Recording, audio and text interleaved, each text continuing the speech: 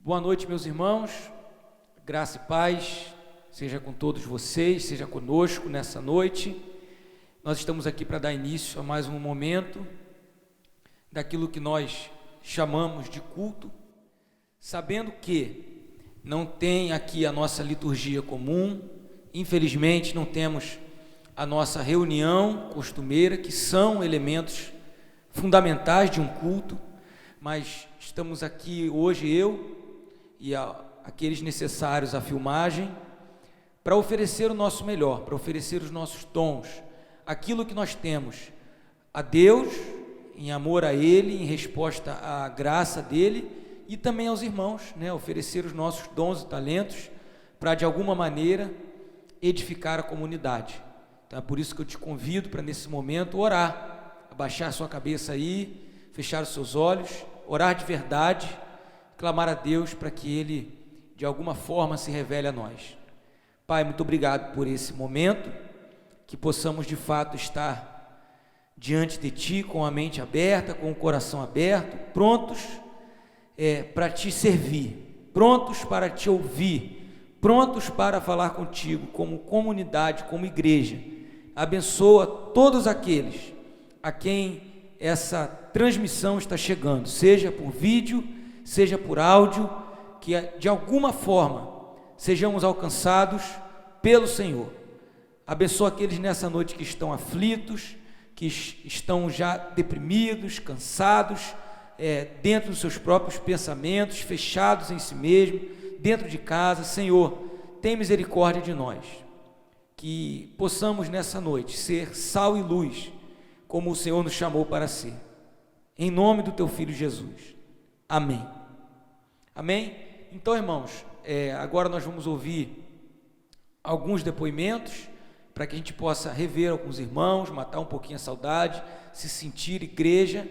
Depois teremos um período de louvor, e aí sim a gente vai entrar com a reflexão, a meditação sobre a palavra de Deus. Que Deus nos abençoe, que tenhamos aí um tempo maravilhoso, em família, esteja onde quer que você esteja, fica com a gente, amém? Eu peço que você, se esse vídeo te abençoar, se essa palavra te abençoar, se esse culto te abençoar, que você compartilhe com alguém como um gesto de carinho, como um gesto de amor, como aquilo que está hoje ao nosso alcance no momento que nós estamos vivendo. Deus nos abençoe. Olá, irmãos, graça e paz, passando aqui para a gente matar um pouco da saudade nesse tempo tão difícil, onde nós temos nos afastado um dos outros, mas eu creio que esse é um tempo onde Deus quer falar conosco, quer trabalhar na nossa vida, e quando nós voltarmos a ficar perto uns dos outros, a nossa comunhão será mais forte, e o amor permanece, né? O amor resiste a tudo isso, resiste a pandemias, a dificuldades, e que possamos nesse tempo permanecer juntos em oração, juntos em um só propósito. E passando para dizer mais uma vez que aproveite esse tempo de você estar em casa, coloque suas leituras em dia, aproveite esse momento para você ter um aprofundamento na sua vida com Deus. Um grande abraço, saudade. A paz, Senhor, a todos. Tudo bem? Então, nós crianças fomos os primeiros a se isolar, não poder nos ver e poder brincar, porque a gente adora se abraçar, ficar junto. E eu venho convidar vocês a orar, ficar junto com a família nesse momento e ler a Bíblia também, para que tudo passe rápido. E logo, logo vamos estar juntos louvando, orando, juntos em comunhão de novo na igreja. E nós, crianças, vamos poder brincar depois do culto. E vamos conversar e tudo em comunhão na casa de Cristo. Oi, gente, boa noite. Estamos aqui como família para dizer que estamos com muita saudade de todos vocês. Queremos mandar um beijo para todos. Nós estamos longe fisicamente, mas juntos em oração. Estamos com muita saudade de todos. Olá, gente, boa noite, tudo bem? É muito difícil para todos nós, né? A saudade é muito grande, estarmos distantes, mas continuamos sendo igreja, continuamos sendo irmãos em Cristo, sendo uma família. Apesar de estarmos distantes, nosso carinho, nosso companheirismo, nossa irmandade continua firme, que possamos caminhar juntos em Cristo Jesus, permanecer firmes na caminhada com Jesus, possamos continuar nos relacionando apesar da distância, sempre lembramos nas nossas orações, né, da igreja, dos irmãos, dos amigos. E se alguém quiser ligar, quiser mandar uma mensagem, estamos aqui, tá bom? Um beijo a todos, um beijo fraterno, um beijo carinhoso e de muita saudade. A gente já está assim, imaginando o dia que nós vamos voltar a estar juntos, nas atividades, cultuando como igreja, mas continuamos sendo igreja, mesmo distante, fisicamente. Amamos todos vocês. Amém? Amém. Manda um beijo. Dá Vai. tchau. Ele vai falar, vai. Fale, vai.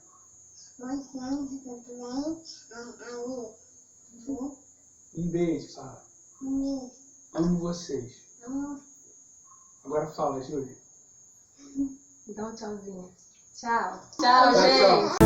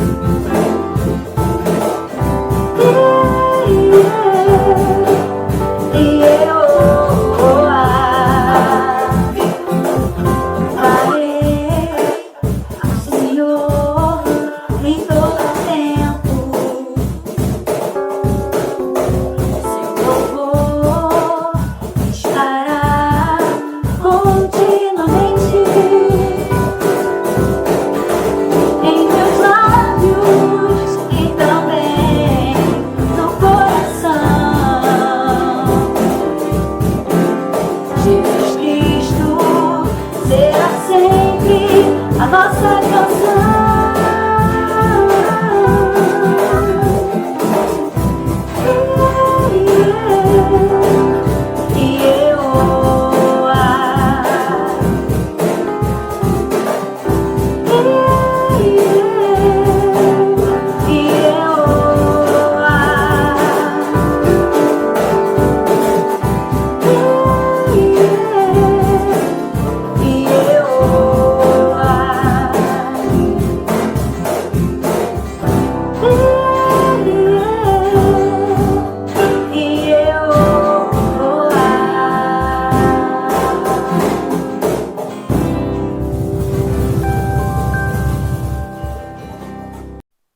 Bom, estamos nós aqui mais uma vez, agora no momento da reflexão, no momento da palavra. E hoje nós vamos falar sobre o silêncio da cruz e a fraqueza de Deus. Meus amados, se tem uma coisa que essa crise está fazendo com a gente, é expor os nossos compromissos mais profundos. Isso se expressa nas nossas orações, isso se expressa nas nossas preocupações, isso se expressa no que ocupa a nossa mente. Isso se expressa no que ocupa o nosso coração. Na verdade, a gente deveria começar por aqui. Tudo o que ocupa o nosso coração de verdade vai se expressar nesse momento de crise, porque esse é um momento de crise. Seja através do que falamos, seja através do que não falamos, seja através do que fazemos, seja através do que não fazemos. Nesses momentos de crise, até mesmo não fazer nada é fazer alguma coisa. Então, tudo o que a gente vai fazer ou deixar de fazer, a gente tem que pensar bem, e no tempo de crise, isso exige de nós e acaba revelando em nós aquilo que de fato está conduzindo a nossa existência. E é isso que a Bíblia chama de coração. Coração não é o sentimentalismo, coração é aquilo que de fato, de verdade, nos conduz como seres humanos. E aí, daqui a pouco a gente vai ler o texto bíblico dessa noite. Eu queria pegar Jesus como um exemplo, nos seus momentos próximos à crucificação. Eu creio que aquele momento onde Jesus se aproximava da cruz foi a caminhada mais difícil que um ser humano já empreendeu sobre a face da terra. Não teve outra caminhada mais difícil que aquela, com mais pressão do que aquela. Seja o que for que você esteja vivendo, ou já qualquer ser humano já tenha vivido, nada se compara à pressão que Jesus sofreu. Nem a caminhada de Abraão com Isaac foi tão difícil, porque realmente a caminhada de Abraão com Isaac, quando Deus pede para que Abraão sacrificasse o seu filho, deve ter sido uma caminhada muito difícil. Mas naquela caminhada o cordeiro era um e o filho era o outro. Na caminhada de Jesus rumo à cruz, o cordeiro e o filho eram a mesma pessoa. Dessa vez o filho e o cordeiro eram o mesmo. Então, por que dizer isso tudo? Porque é evidente que a gente está entrando num período, veja bem, nós já estamos num período difícil, mas eu creio que a gente vai entrar ainda, já está entrando num período de mais alguns meses, seja em casa ou trabalhando, não sei como vai ser, mas um período ainda mais difícil, de extremas dificuldades. Não quero te enganar, nem te desanimar, preste atenção até o final. Nós temos uma jornada difícil à frente. Mas coincidentemente, ou não, a gente entra justamente nessa semana, na semana da Páscoa cristã. Não é a semana da Páscoa do coelhinho, mas aquela Páscoa que remete à caminhada de Jesus rumo à crucificação. Então, nos momentos finais dessa caminhada de Jesus, na verdade, no último trecho, uma das maiores tentações que ele sofreu, um dos maiores ataques, foi para que ele fizesse alguma coisa, foi para que ele falasse alguma coisa. Ele esteve diante do Sinédrio, que eram as autoridades religiosas, ele esteve diante de autoridades civis, ele esteve diante do povo em todas essas ocasiões, pressionado a falar, pressionado a fazer. Ele falou algumas vezes, poucas, calou-se em outras, foi cuspido, foi debochado, foi instado a implantar o reino ali, naquela hora, naquele momento. E aí eu pergunto para os irmãos, fazer o quê num momento como esse? E aí, para responder o que fazer num momento como esse, a gente tem que voltar um pouco e perguntar: o que é que guiava Jesus nesse momento? O que é que pulsava nesse ser, que não estava num passeio, mas ele que estava numa caminhada onde ele sofria com cada fibra humana que ele tinha? Que tipo de determinação fez ele caminhar?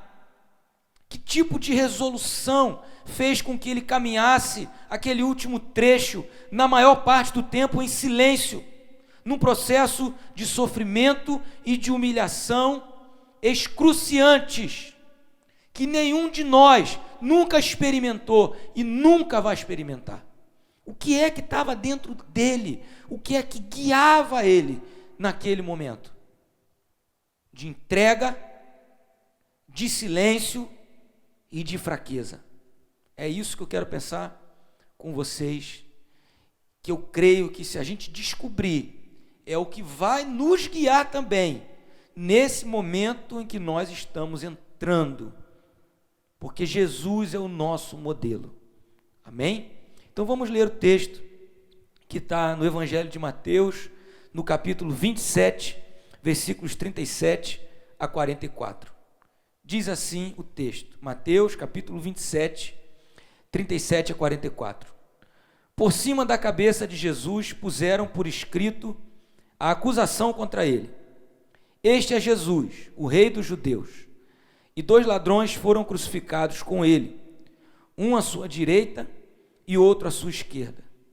Os que iam passando blasfemavam contra ele, balançando a cabeça e dizendo: ei, você que destrói o santuário e em 3 dias o reedifica, salve a si mesmo. Se você é o Filho de Deus, e desça da cruz. De igual modo, os principais sacerdotes, com os escribas e anciãos, zombando, diziam: salvou os outros, a si mesmo não pode salvar. É rei de Israel, que ele desça da cruz, e então creremos nele. Confiou em Deus, pois que Deus venha livrá-lo agora, se de fato lhe quer bem, porque ele disse: sou filho de Deus. Também os ladrões que haviam sido crucificados com ele o insultavam. Vamos orar? Pai, muito obrigado, Senhor, por essa palavra. Porque mais do que uma palavra, nós que pela fé cremos, sabemos que isso aconteceu assim como está escrito aqui. E nem mesmo essas palavras podem chegar perto do horror, da dificuldade, da complexidade, da dor que tu sentiste naqueles momentos. Então, Pai, que sirva para nós como exemplo, que sirva para nós como estímulo a verdadeira vida daqueles que se chamam cristãos, pequenos Messias, pequenos Cristos. Nos ajuda nessa noite a entender, Senhor. Revela-te a nós, revela-te, revela a tua vontade pelo teu Espírito Santo, não pelas palavras de sabedoria humana. Revela-te a todos aqueles que ouvem e que o Senhor quer alcançar. Amém. Amém, irmãos? Então, qual é a essência desse momento que Jesus está vivendo aqui, da cruz? É que Jesus foi mal compreendido. Eu vou ler bastante, porque foi dessa forma que eu consegui me preparar dessa vez. É estranho, né, porque não tem um público aqui. Normalmente a gente vai lendo e olha para as pessoas, mas eu vou ter que ler e olhar para a câmera. Então me perdoe aí você que está em casa. Mas Jesus foi mal compreendido. Por quem? Por todos. Jesus foi mal compreendido pelos seus amigos, seus discípulos. Jesus foi mal compreendido pelas autoridades civis. Jesus foi mal compreendido pelos religiosos do seu tempo. Jesus foi mal compreendido pelo povo. Preste atenção. E em nenhum momento, aqui, nesse ponto da caminhada, onde não tinha mais volta, ele tentou se explicar para que fosse mais bem entendido. Ele ensinou durante muito tempo, ele avisou o que ia acontecer algumas vezes, mas aqui ele não se explica. Por quê? Porque, meus amados irmãos, ele não conseguiria explicar com palavras o que ele estava vivendo e por que ele estava vivendo. Mas mesmo sem conseguir se explicar, precisava ser feito. Ou melhor, algo precisava não ser feito. É sobre isso que eu quero falar com você. Ele não podia salvar a si mesmo. Era isso ao que ele estava sendo instado. Era isso que comprovaria finalmente o seu poder aos olhos de todos, se ele salvasse a si mesmo. Mas ele não podia fazer isso. E o que é que o levou a não fazer isso? É sobre isso que eu quero pensar, olhando para Jesus. O que é que nos leva a fazer algo ou não fazer algo, se somos seguidores de Jesus? E a resposta, meus irmãos, primeira, o que levou Jesus a não salvar a si mesmo, não se explicar, não se defender, foi o reino. O que levou ele à cruz era um reino que ele estava implantando. Sim, a gente gosta de pensar numa maneira sentimental, foi por mim, foi por você. Claro que o que ele fez nos salvou, isso é óbvio. Mas entenda uma coisa, naquele momento, Jesus tinha um propósito no seu coração que movia todo o seu ser, o reino do Pai dele, o reino que ele estava implantando, o evangelho, a notícia que ele trazia desse reino. E que notícia é essa, você me pergunta? A boa notícia de que Deus finalmente estava assumindo o comando das coisas. Era essa notícia que ele trazia no coração. Ninguém ali entendia assim.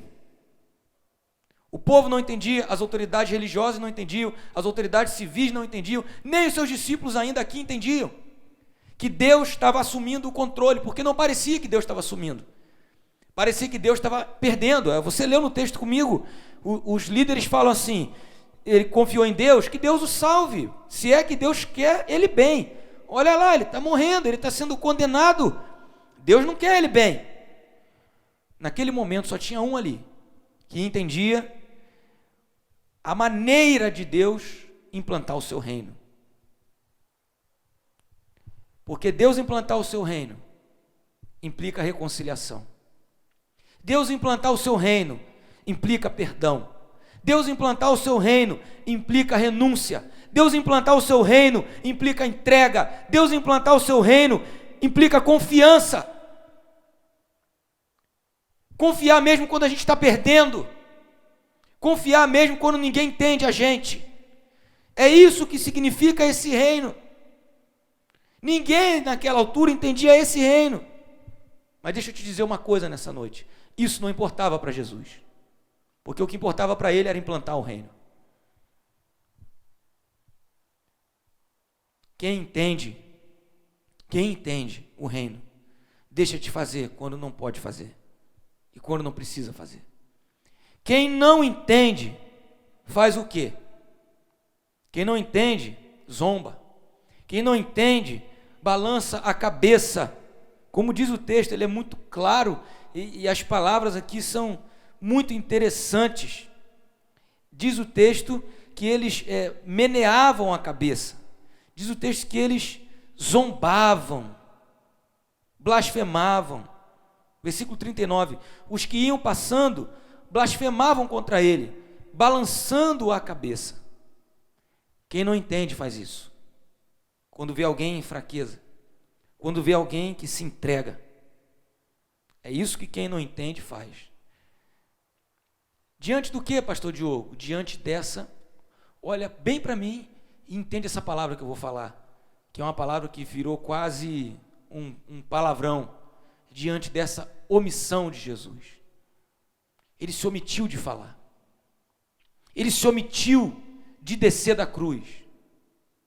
Digo mais, até Deus se esconde nessas horas. Preste atenção no texto. Vide o grito de Jesus quando ele cita o Salmo 22. Está aqui no versículo 46. Por volta de 3 horas da tarde, Jesus clamou em alta voz, dizendo: Eli, Eli, lema sabachthani. Isso quer dizer: Deus meu, por que me desamparaste? Que grito! Isso ele disse. Que existem horas que até Deus se esconde. Quem é que vai entender um negócio desse? Mas alguém, uma pessoa, sabia o que estava fazendo. Ou melhor, não fazendo. E esse é o nosso problema. Muitas vezes a gente quer saber se é para fazer ou se não é para fazer, mas a gente não sabe por que fazer. E quando a gente não sabe o porquê fazer, a gente não sabe quando não fazer. Alguém tinha um reino em mente, um plano em mente, um plano no coração, um propósito de salvar a humanidade. E esse plano exigiu dele todas as suas fibras morais, físicas, emocionais, intelectuais. Cada gota de suor, cada gota de sangue, cada célula muscular que ele rompeu no castigo desumano da crucificação. Por isso ele não tinha tempo ali, naquele momento, para dizer nada que não fosse extremamente necessário. Porque ele estava totalmente, como eu disse, com todo o seu ser concentrado em ser desfigurado.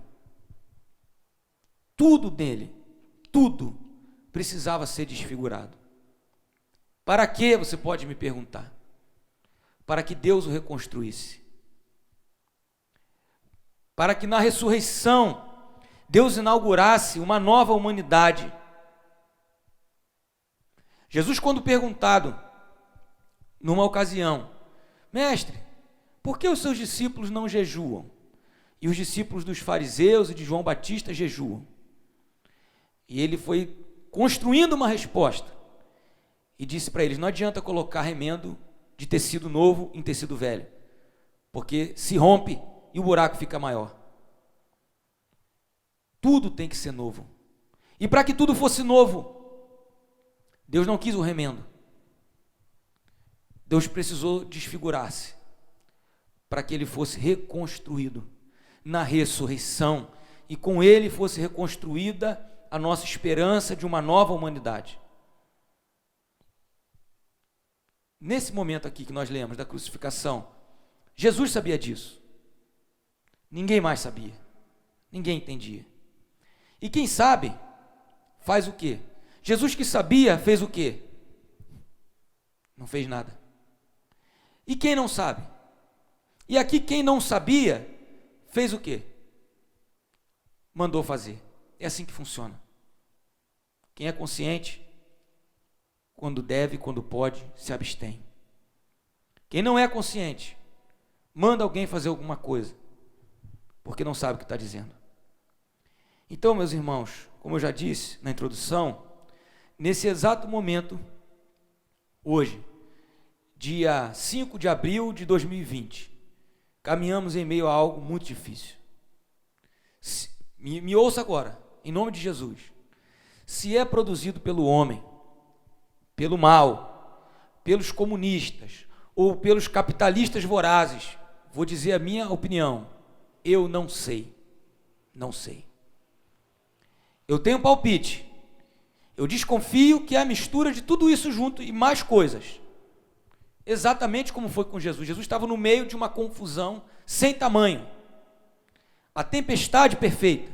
Existe um filme, acho que o título dele em português é um filme bem antigo, George Clooney, chama-se Mar em Fúria, e é baseado em fatos reais, é baseado numa tempestade perfeita, como os meteorologistas chamaram na época, que aconteceu, onde uma conjuntura de fatores meteorológicos trouxe uma tempestade perfeita.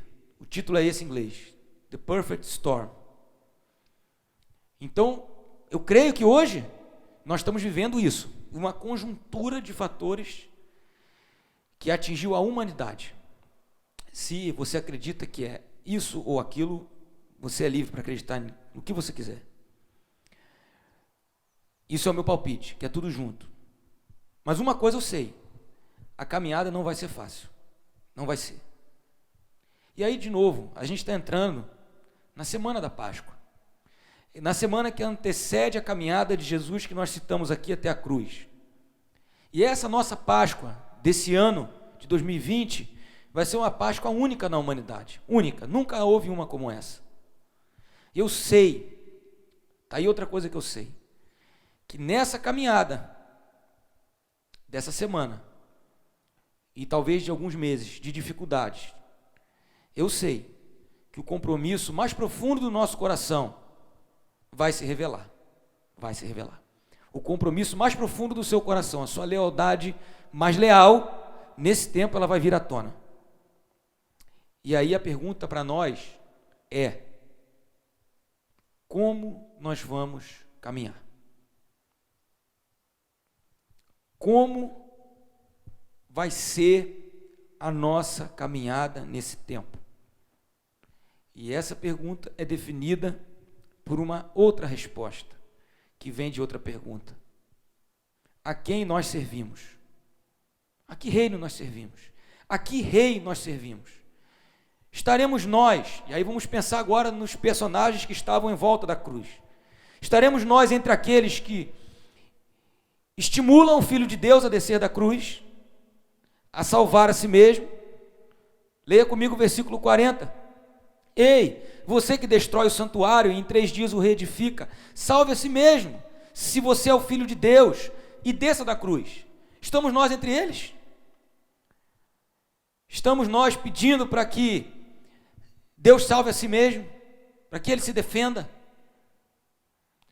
Estaremos nós na torcida, do lado de fora, acompanhando aquele que faz um caminho, que serve a um reino de reconciliação?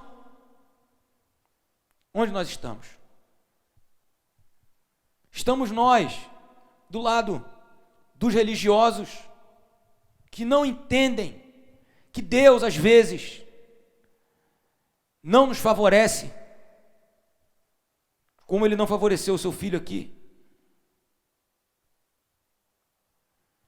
Ou então, vamos lá, se nós então não estamos na torcida, mas se nós estamos no caminho, se nós somos como Jesus, estamos no caminho da cruz, a quem nós responderemos? Responderemos a essas pressões, a essas falas que nos instam a fazer algo por nós mesmos, ou até mesmo por Ele, por esse Jesus que por si mesmo nada fez? Se nós estamos no caminho, que vozes vamos ouvir? Aquelas que nos chamam a fazer algo por nós mesmos ou por Deus?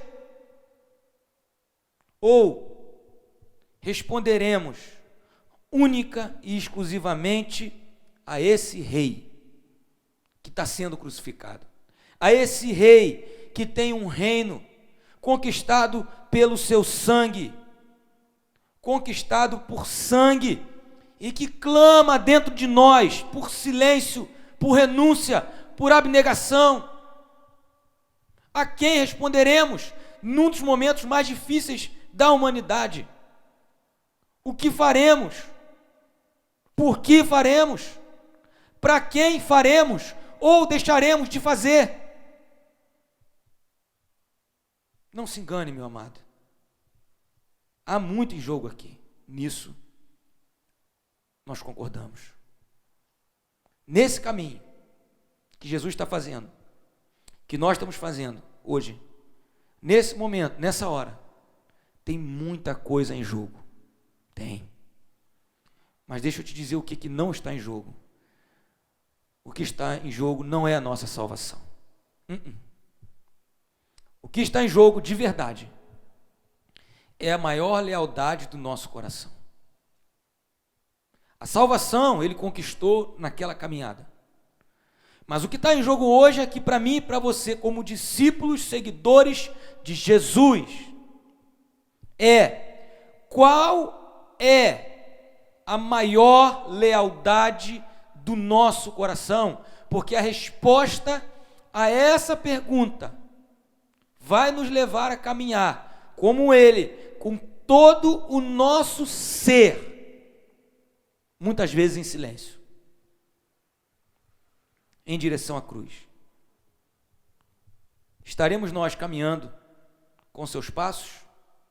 Pense em Jesus, rumo à cruz, com seus pés desfigurados, sofridos, que logo seriam atravessados por cravos,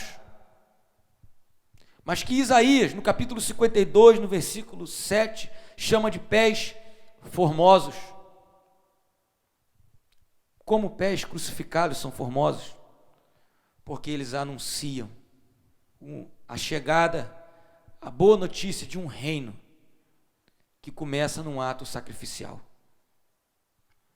Então, estaremos nós caminhando com esses pés? Marcos, no capítulo 8, versos 34 a 38, dizem o seguinte, Marcos, capítulo 8, para que você entenda que essa caminhada é de Jesus, mas é nossa também. Marcos, capítulo 8, 34 a 38. Então, convocando a multidão e juntamente os seus discípulos, Jesus lhes disse, se alguém quer vir após mim, negue a si mesmo, tome a sua cruz e siga-me. Pois quem quiser salvar a sua vida, a perderá. E quem perder a vida por minha causa e por causa do evangelho, esse a salvará. De que adianta uma pessoa ganhar o mundo inteiro e perder a sua alma? Que daria uma pessoa em troca de sua alma?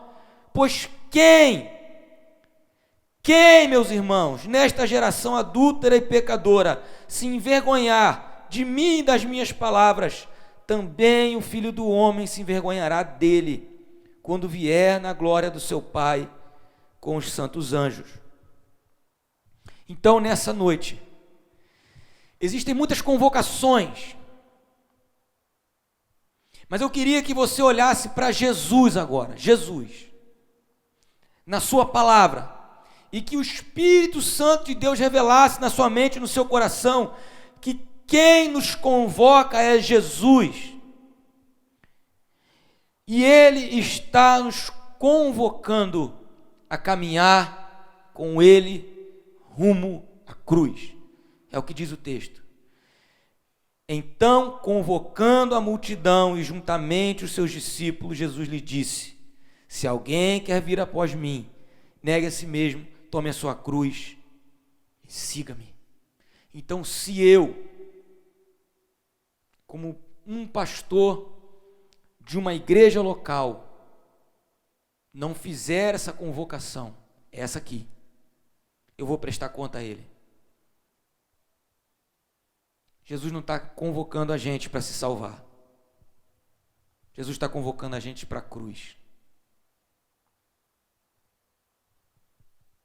E eu te pergunto, todo mundo, inclusive eu, pensando, quando isso vai passar?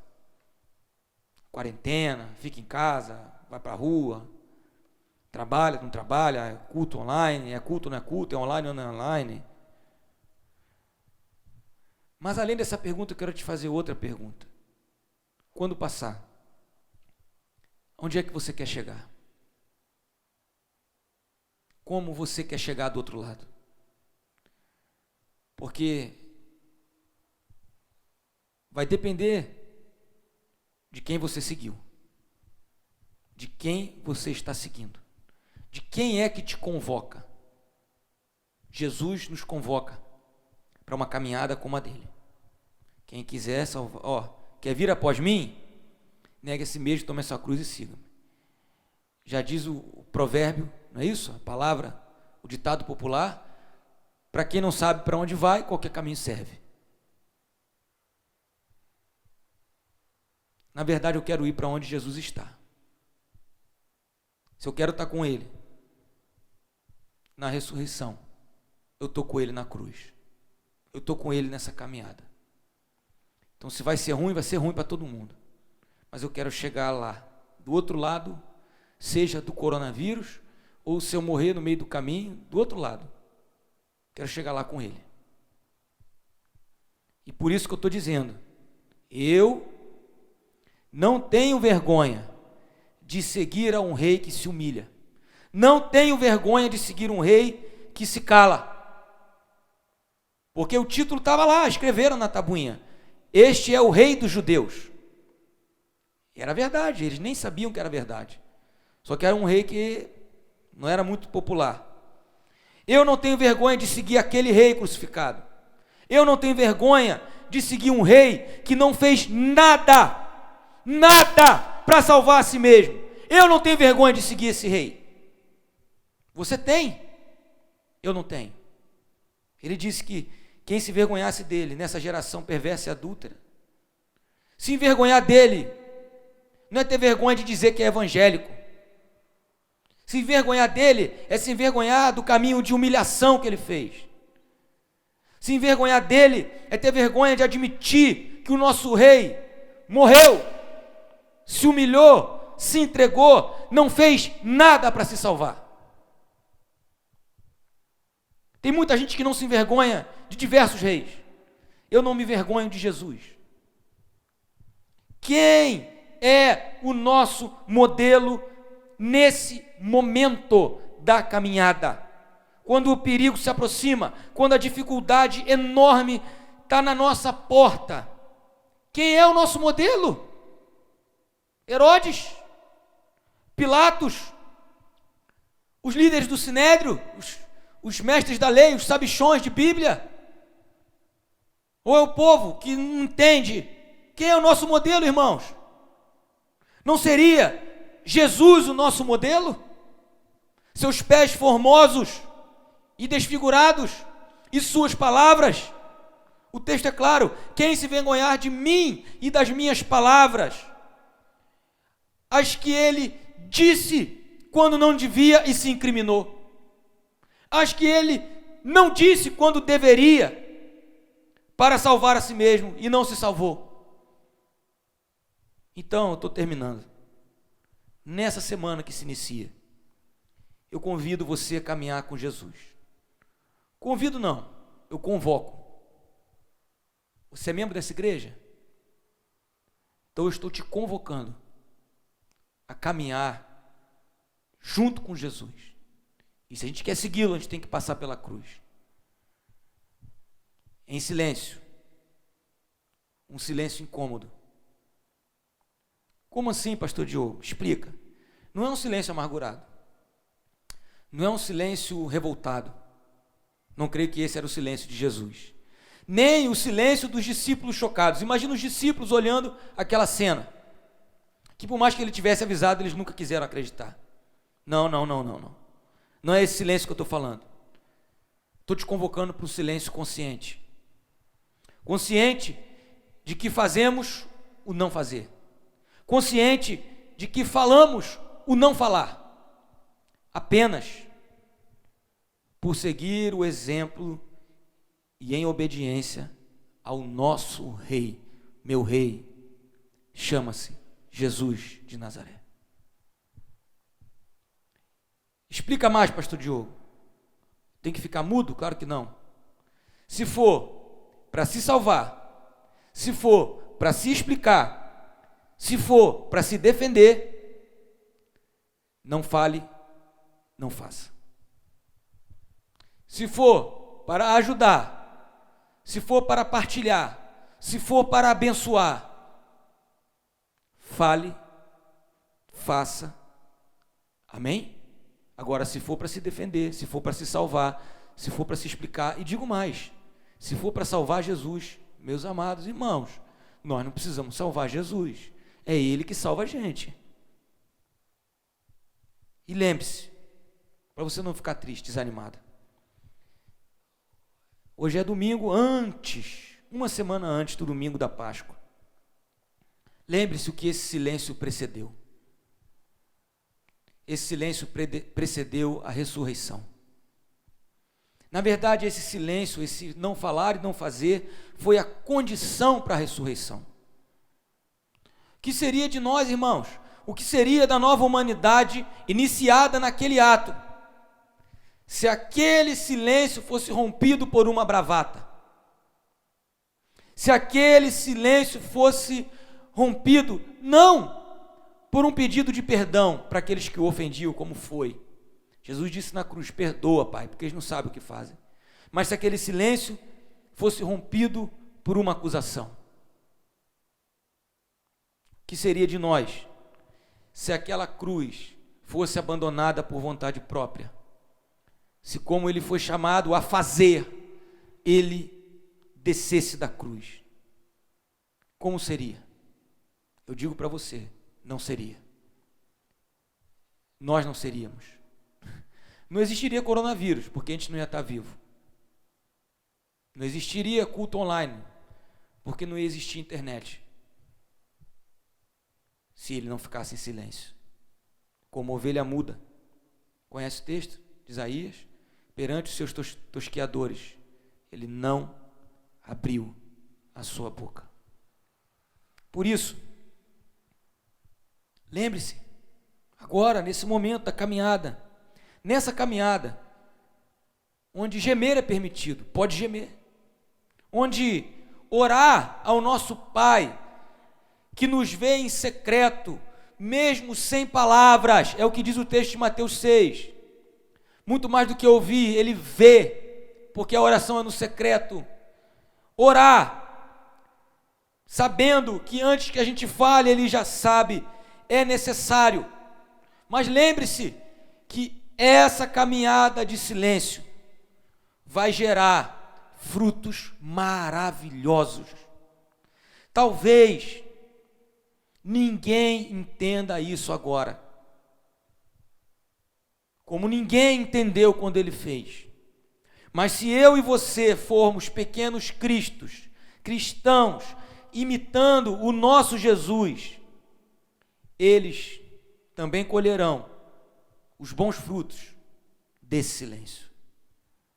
Justamente aqueles que hoje exigem de nós uma atitude, justamente aqueles que hoje não entendem e talvez nem tão cedo ou nunca venham a entender, mesmo eles serão abençoados pelos frutos do nosso silêncio, como todos aqueles que ofenderam a Jesus foram abençoados pela sua morte e ressurreição.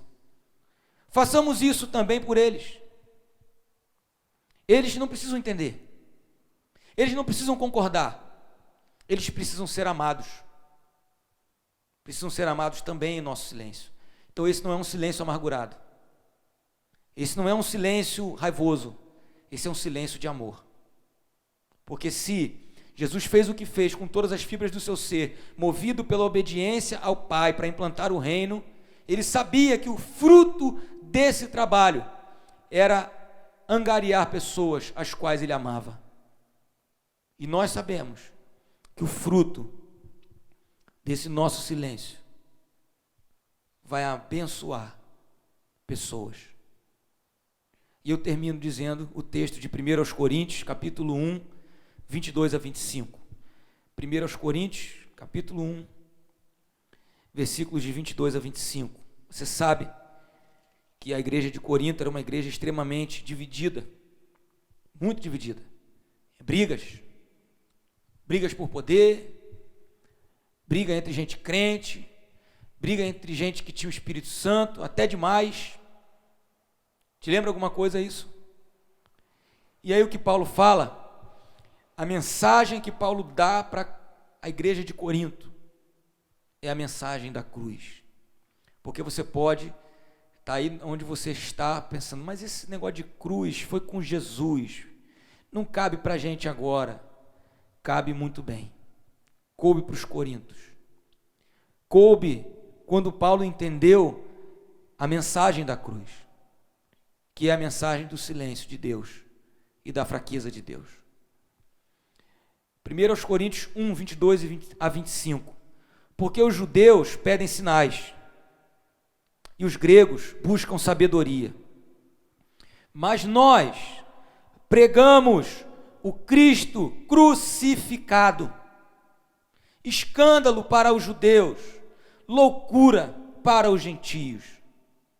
Mas para os que foram chamados, tanto judeus como gregos, Cristo é o poder de Deus e a sabedoria de Deus, porque a loucura de Deus é mais sábia que a sabedoria humana, e a fraqueza de Deus é mais forte do que a força humana.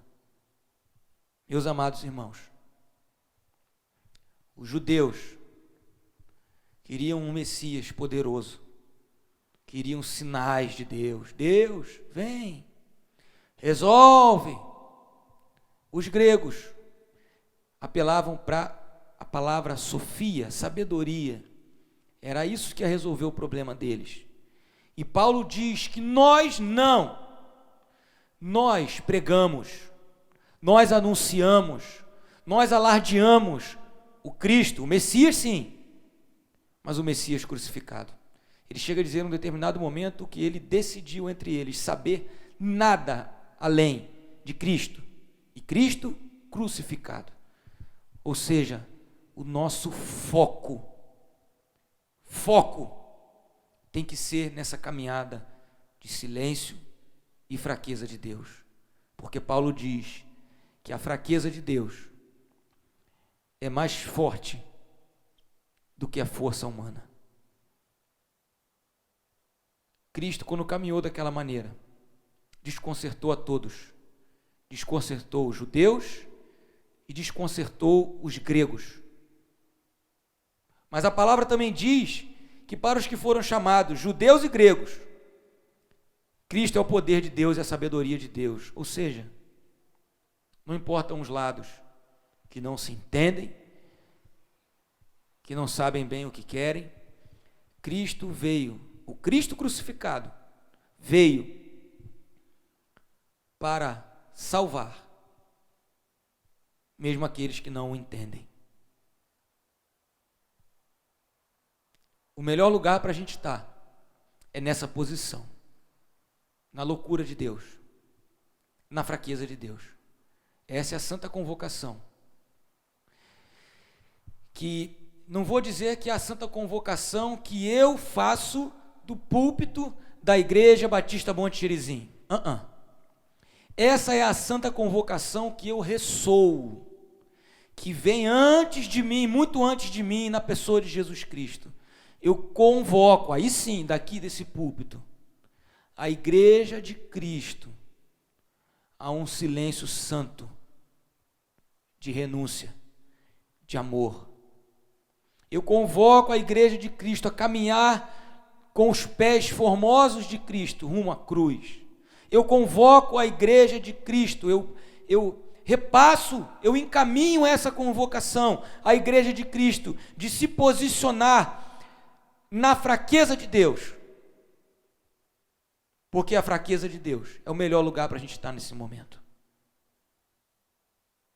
porque breve,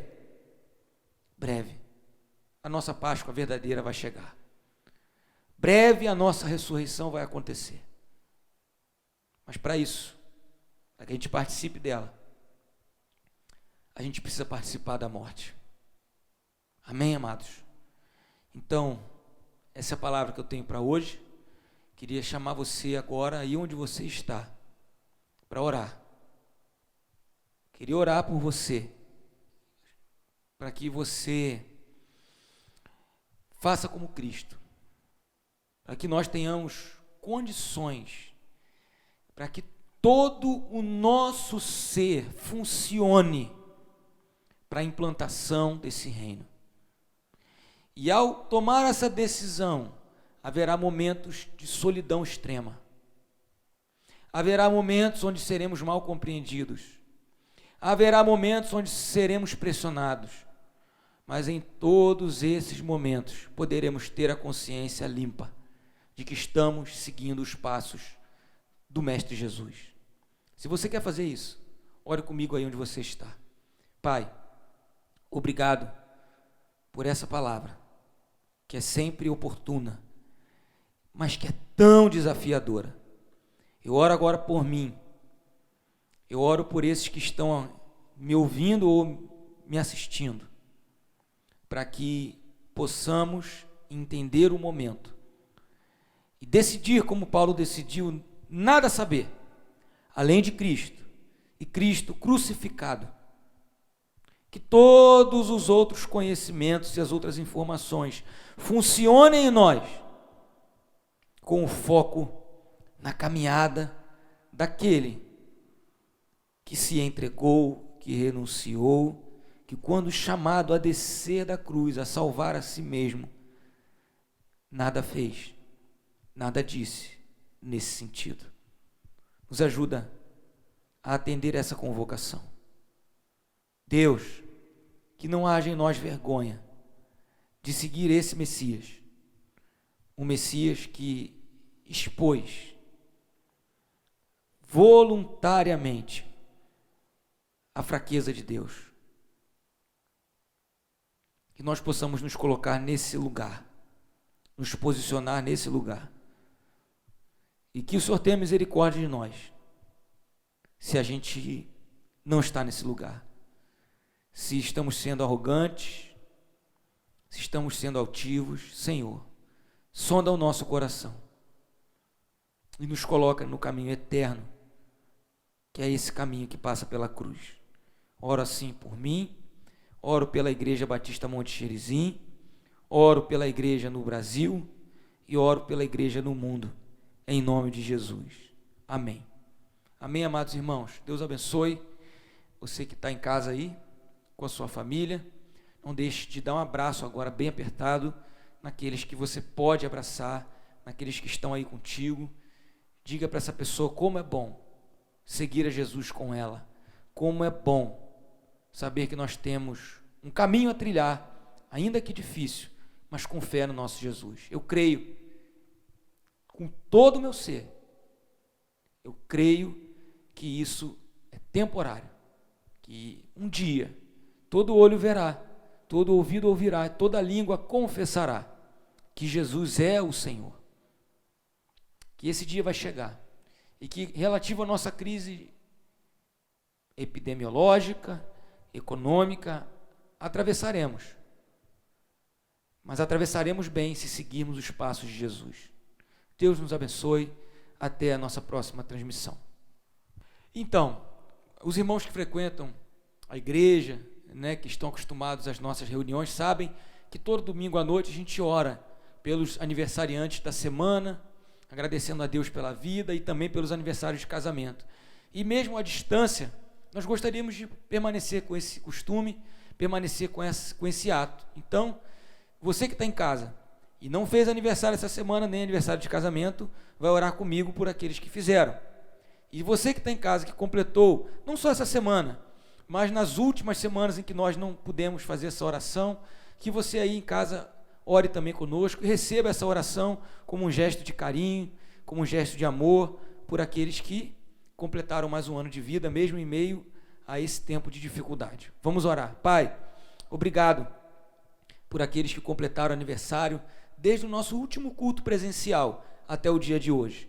Que o Senhor os abençoe grandemente, que eles percebam e recebam o dom da vida e que deem, acrescentem a esse dom a graça e a sabedoria que reconhece o valor da vida que nós temos hoje. Que em meio a essa pandemia que tanto nos ameaça, possamos aprender a valorizar aquilo que somos em Ti. Muito obrigado pela vida dos nossos irmãos. Nós os abençoamos nesse momento. Pedimos também por aqueles que completaram aniversário de casamento. Sabemos que a família, que o matrimônio é um dom, é um presente, é uma bênção, e que nesse momento eles sejam abençoados e recebam essa bênção. Nós oramos por eles, por todos os casais, e te agradecemos em nome de Jesus. Amém. Amém? Gostaríamos de conhecer nossos visitantes, você que está vindo hoje aqui, assistindo na sua casa e é um visitante. Eu não sei se eles vão cortar essa parte do vídeo. Deus te abençoe, viu? Seja muito bem-vindo à nossa igreja. Essa é a nossa igreja, por enquanto. Amém? Deus abençoe você aí.